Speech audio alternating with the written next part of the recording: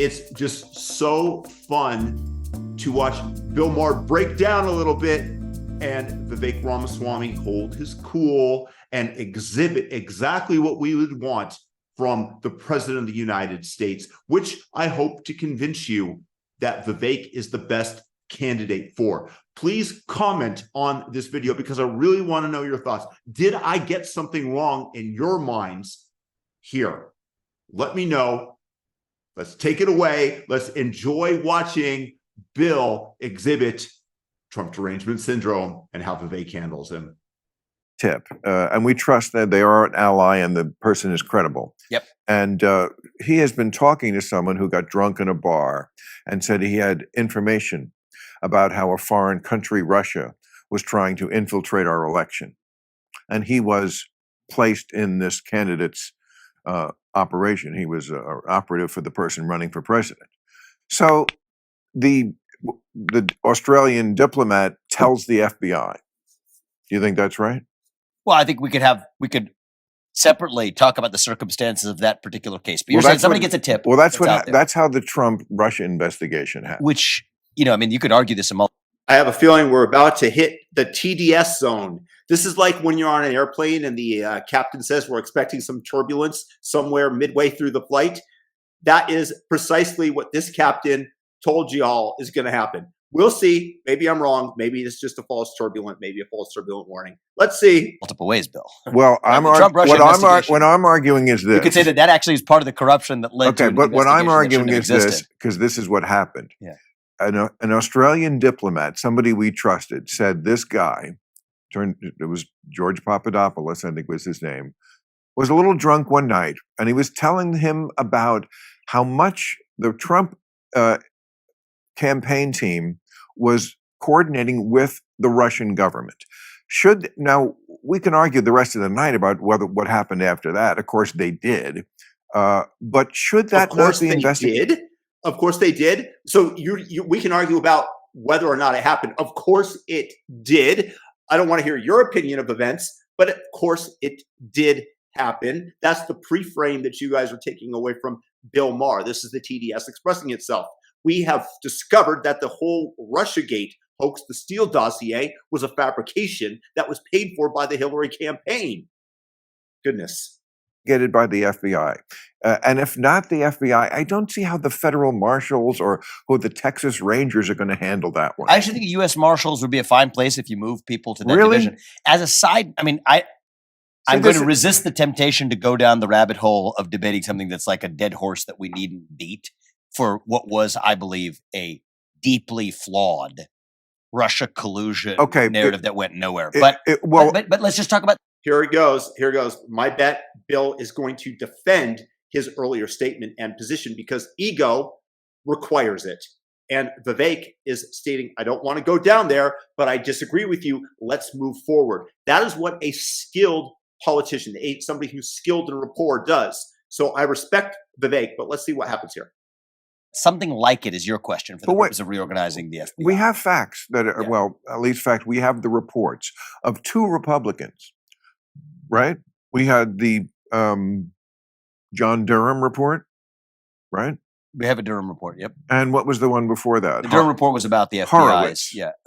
They were both about the investigation of the investigation. Yes. Right? Yes. The FBI opened this investigation into whether Trump was too involved with Russia. Let's just put it that way, based on this Australian tip. And of course, it turned out he was. His campaign manager was sharing polling. He was? Okay. Data with a guy in the GRU. But you know who else was too involved with Russia? Was the Hillary Clinton campaign. That's ridiculous. It was via the British guy Christopher Steele with the Russian disinformation operative getting the golden shower story planted down, used as opposition party research a red to get herring, a FISA. And I'm just saying both parties. Okay. Politics apparently is far dirtier than I ever imagined in both political parties. And I just don't think it was good for the country, Bill, that we had that impeachment inquiry for the first 2 years. Let's go back to what we can actually talk about for real. Yeah, because this is just like ancient stuff. No. Because the two reports. Trying to move on again. Okay. The Durham report and they both said the same thing. And these are Republicans. Again, this is what happens when you have somebody that absolutely wants to press the point. And this is Bill Maher's ego that is shining through here. Vivek, at least twice, has attempted to move on from the conversation because it's not useful for him to debate and rehash this. But from somebody who suffers from TDS, they must convince you of their world view. This is a cult that Bill Maher is enmeshed in, despite otherwise being able to call out the woke shit. He has Trump derangement syndrome all the way. At least Durham is. I mean, to me, I could care less about the partisan distinction. Well, everybody else cares about it, so let's not pretend you don't care. Well, the reason I don't care because there's a lot of I think about it as whether or not you're part of the managerial class or whether you're actually that's not how being accountable. Well, that's important too, but also and that exists in the Republican Party and the Democrat Party alike. But we are crazy partisan right now, and people only stick with their team, even when they know better. I tell grassroots conservative audiences across this country, even when I go to places like Iowa, and this will surprise some people. I think it's unique to now. I tell hard conservative audiences that I could care less for the Republican Party. I really could. And I go to places like the south side of Chicago. That's not brave. That's how Trump got elected. Well, I mean, I think I here's something that's a little bit. The Republican Party. I'm not claiming to be brave. I'm just claiming to be where the country is right now. The country does not care as much for those partisan distinctions as the observers of politics would think. I went to the south side of Chicago. I went to Kensington in the inner city of Philadelphia. And those are places where Trump didn't go or where other Republicans don't go. You know what? This is something that I absolutely have to give Vivek tremendous credit for. He goes in where other people are scared to go. And as somebody who's traveled to places like Syria and the deserts of Syria and the Amazon rainforest and crossing the Mongolian border on foot, it's just something that I recognize in terms of not only being brave, but that exploratory impulse that human beings have that we discussed earlier regarding Columbus. I just love the guy for that. It's just something that I admire. And whenever I see it in anybody, somebody who starts a company, somebody who does something that nobody else has even tried, I recognize it and I admire it. Good for you. Well, the thing that I found is that here's what I will say. I've probably done hundreds of campaign events. I have not been in a room that was more hard line on two things: closing the southern border and ending the war in Ukraine, than an audience of 200, mostly 99% of them black Democrats in supposedly hardcore left. Doesn't mean they're right. Inner city of Chicago, which is interesting. Doesn't mean they're right or it's not the right thing to do to keep funding the Ukraine war. We can come to that in a second, but my point was, again, Bill Maher exhibiting his leftist narrative in the fact that he is still enmeshed in the cult a little bit right there. He's kind of defending his position preemptively. It may not one, which is that the partisan boundaries on two of the most important issues of our time, probably the most important foreign policy question right now, is what we do with the war in Ukraine, and a fundamental issue relating to our southern border, because they're turning South Shore High School into an encampment for migrants. It's a fascinating finding that no Republican has showed up there. Now, they differed from me drastically, and we had at it. One woman walked out and left when I'm against racial reparations. And so we have real disagreements, but the most, and I'm not exaggerating this, the most vehement agreement for militarizing the southern border and taking $200 billion to aid Ukraine for a community that says, wait a minute, A, this migrant's getting $7,000 per person per month in South Shore High School. B, we're sending $200 billion to some other country halfway around the world. What about me? And there are deep echoes of that in the non-establishment wing of the Republican Party as well, which is why I come back to the fact that, agree or not with the individual policy positions, I just don't think that right now, the moment we live in, R versus D captures it, which is inspiring, actually, as a possibility. I wish you were right. I don't think you are about that. Not that everything you said there was wrong. I mean, it's important stuff. I mean, it's funny, you're such a good talker and you're such a likable guy. I think you really could go far. I mean, I must say, you're one of the few guys who I find both disarming and alarming. Thank you. Thank you, Bill. That's that is a compliment. You see, Bill's a decent guy. I mean, he can have his disagreements with somebody about Trump, but then he compliments him and he recognizes his humanity. I respect that about Bill Maher, even if he has Trump Derangement Syndrome. Way to go, Bill, and way to go, Vivek. And I echo Bill's statements. Although I don't find Vivek alarming, I find him incredibly refreshing. No, I mean it. No, I mean, look, you're attractive looking, you're young. The country is, first of all, here's a big advantage you have. Biden and Trump, people hate this matchup, and they hate that there's two geriatrics. So you're like the most not that. They're both over twice my age, literally. Yeah. Right. And, you've got color in your face that's not either orange or, ghostly. But these are all. There are older people who can be sharp, and there are younger people who have lost their wits. But I think I would like to think, and, I think so far we're having fun in this, bringing a young spirit to running the country. Even when I think about the cabinet, this is neither here nor there, but when I was running my companies, one of my philosophies was, even in the industries that I was in, right? So the first industry was the biotech industry. The median age at our company for the biotech industry was young in terms of people who work there. And for me, at least, and this is the way I would run the federal government, it might be different for other people in the way they built their companies, but for me, I tend to find that people whose peak in their career is still yet ahead of them. I'm not going to say young or old, because there could be people who are advanced in years whose peak is still ahead of them. Yeah. But somebody, whoever it is their peak is ahead of them, versus somebody who actually has a great resume. But by definition, if you have a great resume, it means you've accomplished great things. By definition, if you've accomplished great things for many people, that means that chances are your peak might be behind you and you're obsessed with talking about that. Boy, do we accomplish a lot more with people whose peak is still ahead of them. So my campaign, fully staffed by young people, my campaign manager is younger than me. Talk about the way I've built my companies. So for the federal government, when I think about my cabinet, have some older people. A few, of course.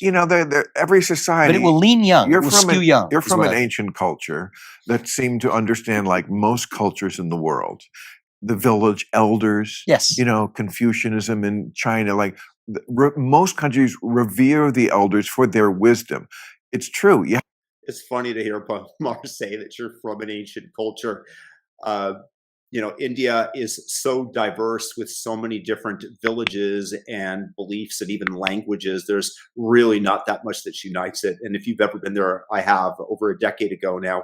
It is the craziest, most insane place I've ever visited. So it makes me laugh when Bill Maher describes it that way, when he's probably never been there. But moving on. Have a great amount of energy at 38. You're super smart, but I do see something that alarms me. Truly. Fair enough. Because you don't have the wisdom about certain issues.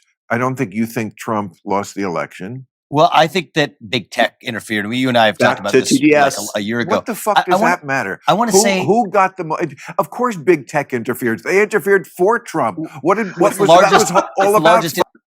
Bill Maher just stated that big tech interfered for Trump. When? Point to it, brother. I want to hear it, because you don't have the goods. Fox News being... It's the largest illegal campaign contribution in human history. Okay, but who actually got more votes? Biden got, literally in terms of the number of votes that were counted? Yes, if you rig the election by using your power to subvert a story and not allow it to disseminate on the newspaper of the modern world, which is Twitter and Facebook. Yes, that is rigging the election and changing the vote tally beforehand. Biden won the states. I have seen no evidence to suggest there is none. That's why you haven't seen it. And so Biden won the Electoral College. I want to come back. Wait, just answer this. No, you can't come back. You can't play politician. Well, I want to come back to it after we're done with this. Did Biden win the amount of electoral votes that they said he won, and therefore is the legitimate president? I think the reason he's legitimate. Not the right answer. No, the reason the election was it's like having a debate with your drunk uncle. That's exactly what Bill Maher is. He's your funny drunk uncle that you're debating. Big tech. That's really the answer. Bill, and I'm David Driven. It doesn't matter. It does matter. Yes, it does matter. It does matter, because you had one political party that was able to use their hooks in big tech, their donor base, and the fact that big tech leans left to a dramatic degree to tip the scales of the election. Yes, it matters.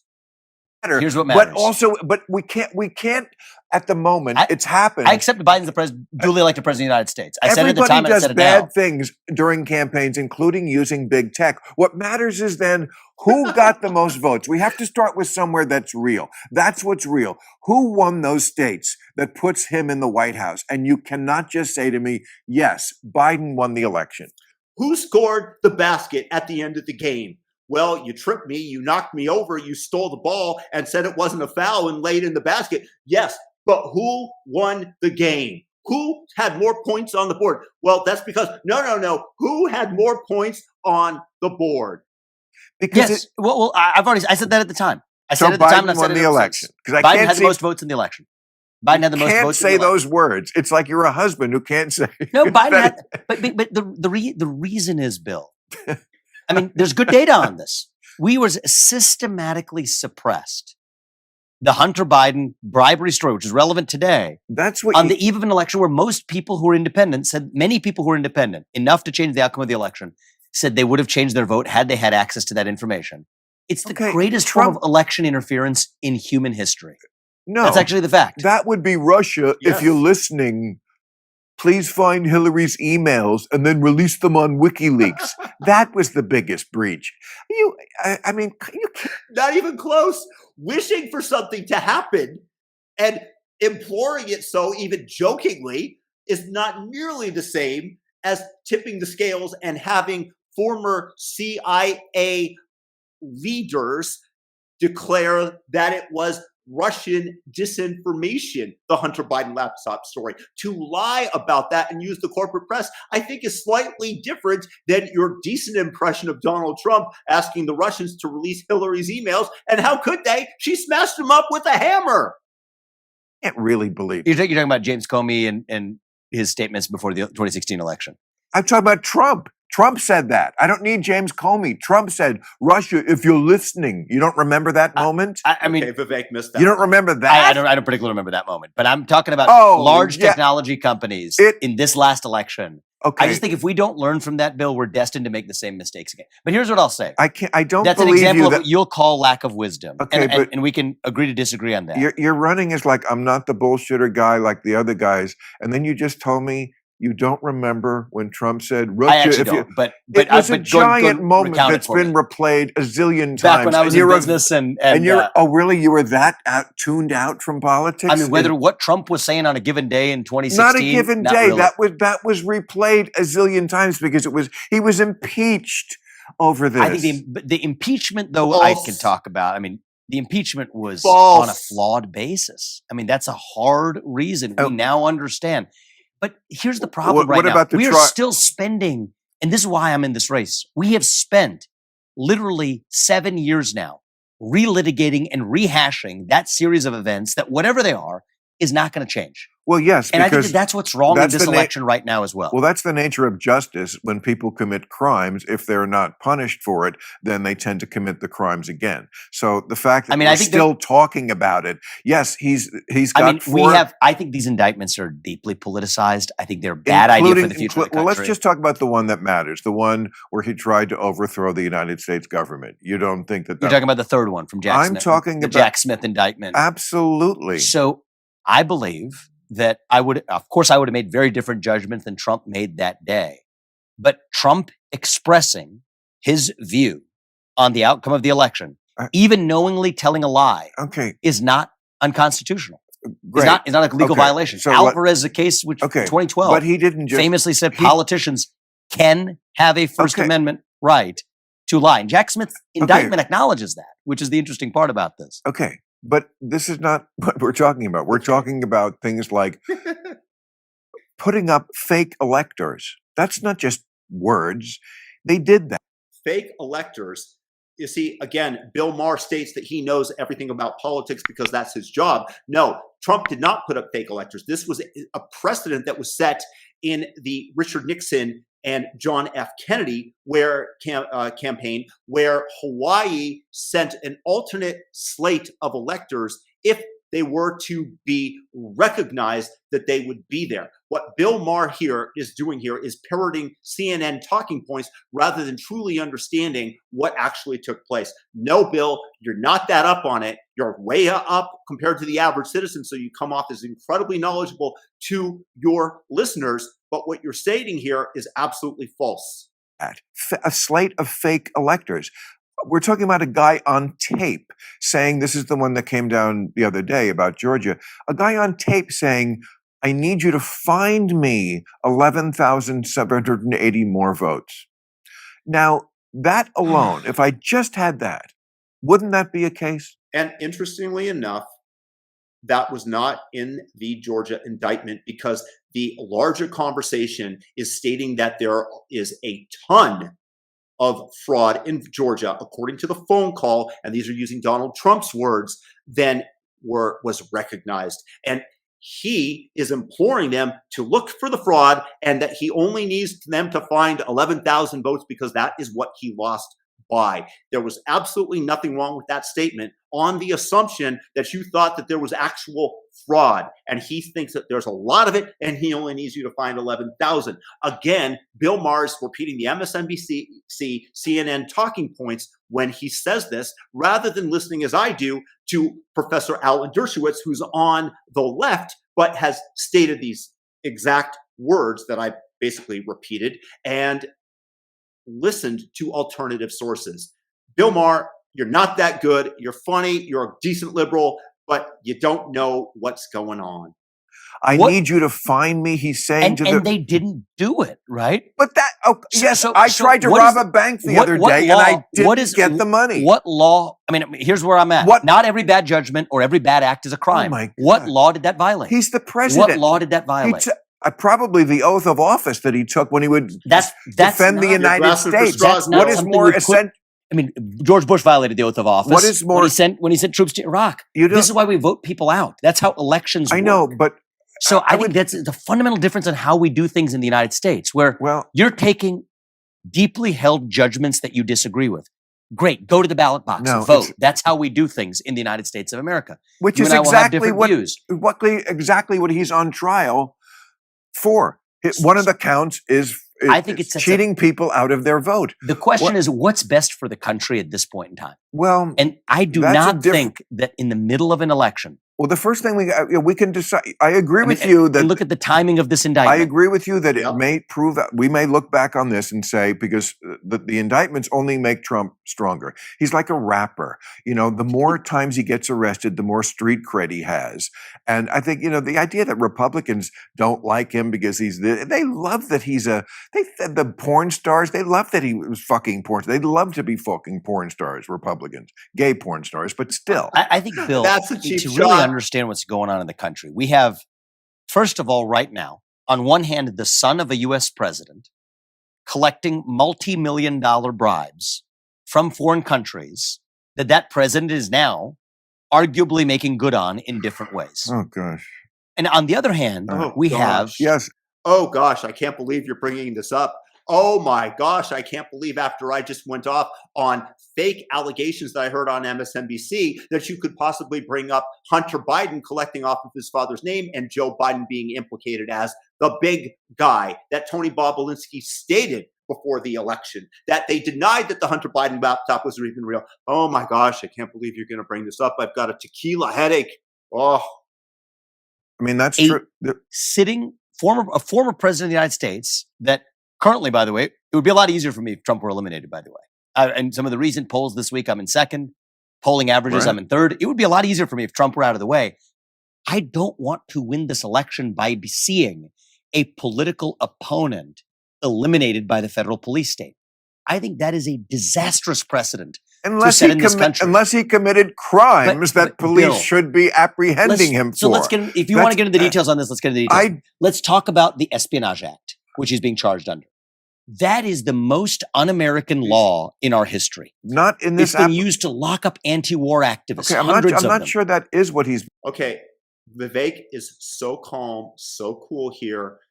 He didn't state things in the same manner that I did because he's not trying to be combative with Bill Maher. He's trying to reach a wider audience, and it is definitely something to take away from watching him interact with the comedian, Bill. I just love the guy. I just love how even-keeled he is, much more so than me. Credit given when somebody has an asset that I don't.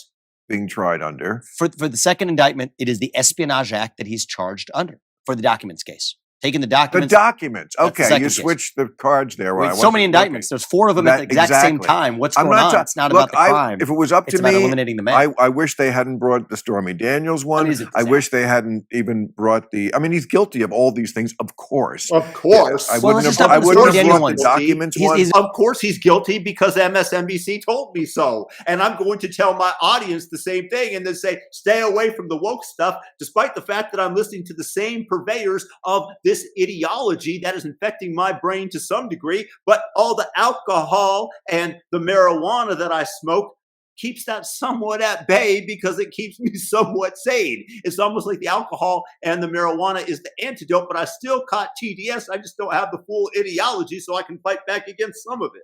Not guilty of anything in the Stormy Daniels ones. You want to know why? You're a smart guy. Let me just explain this. I don't care about that Bill, one. I never I cared know you don't care about about that one, but it relates to the ones that followed because it's evidence that there's something else going on here. So you will agree with me on this one, okay? You say he's guilty of it. Well, let me just test you on this for a second, see how you feel. They said that the crime there was that he should have used campaign funds to pay hush money to the porn star. You know what? If he had used campaign funds to pay hush money, that actually would have been more of a crime than not doing it. Right? I did a whole thing on this. Okay, so I missed that. I'm sorry. I'm pre with You're pre with me on it. You see, it's damned if you do, damned if you don't. No matter what he does, they're going to find a way to alter the law in their minds in order to, as Alan Dershowitz says, get Trump. I don't need to preach to the choir on it. Right, no, exactly. But the point is, if there's 4 of these separate things coming right at the same time, smack dab in the middle of an election.